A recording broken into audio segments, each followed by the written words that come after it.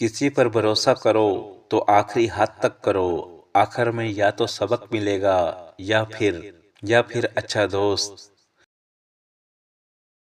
خوش قسمت ہے وہ انسان جو کسی کے لیے روئے، مگر بد قسمت ہے وہ انسان جس کی وجہ سے کوئی روئے۔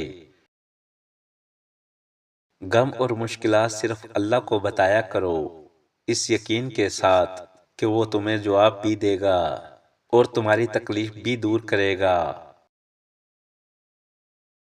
اپنی تربیت کی ذمہ داری خود اٹھاؤ اور روح کو ان عادتوں سے آزاد کراؤ جن میں وہ گرفتار ہو چکی ہیں۔ اللہ اس زبان سے نکلی ہوئی کوئی بھی دعا رد نہیں کرتا جو اس کے محبوب صلی اللہ علیہ وآلہ وسلم پر درود شریف بھیجتی ہیں۔ ہر اس چیز کو توڑ دو جس کو انسان نے بنایا ہے، لیکن انسان کا دل کبھی مت توڑنا جس کو اللہ نے بنایا ہے۔ جب لوگ تمہیں تکلیف میں اکیلا چھوڑ دیں تو جان لو کہ اللہ تعالیٰ تمہارے کام کا ذمہ خود لینا چاہتا ہے۔ استغفار اور درود شریف کی کثرت انسان کا مقدر بدل دیتی ہے۔ مشکل وقت میں ہمیشہ دعا مانگا کرو، کیونکہ جہاں انسان کا حوصلہ ختم ہوتا ہے وہاں سے اللہ پاک کی رحمت شروع ہوتی ہے۔ زندگی کی اصل خوبصورتی یہ نہیں کہ تم کتنے خوش ہو، بلکہ زندگی کی اصل خوبصورتی یہ ہے کہ دوسرے آپ سے کتنے خوش ہیں۔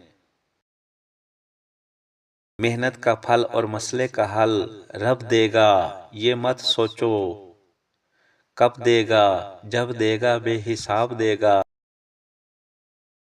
اللہ جب کسی انسان کو امیر اور دولت مند کرنا چاہتا ہے تو یہ دو نشانیاں ظاہر کرتا ہے۔ نمبر 1، اللہ اس انسان کو پکا نمازی بناتا ہے۔ نمبر 2، اس کے ہر مشکل کام آسان ہونا شروع ہو جاتے ہیں۔ اچھے وقت سے زیادہ اچھا دوست عزیز رکھو، کیونکہ اچھا دوست برے وقت کو بھی اچھا بنا دیتا ہے۔ شک کو اپنے اوپر غالب مت آنے دو، ورنہ تمہیں دنیا میں کوئی ہمدرد نہیں مل سکے گا۔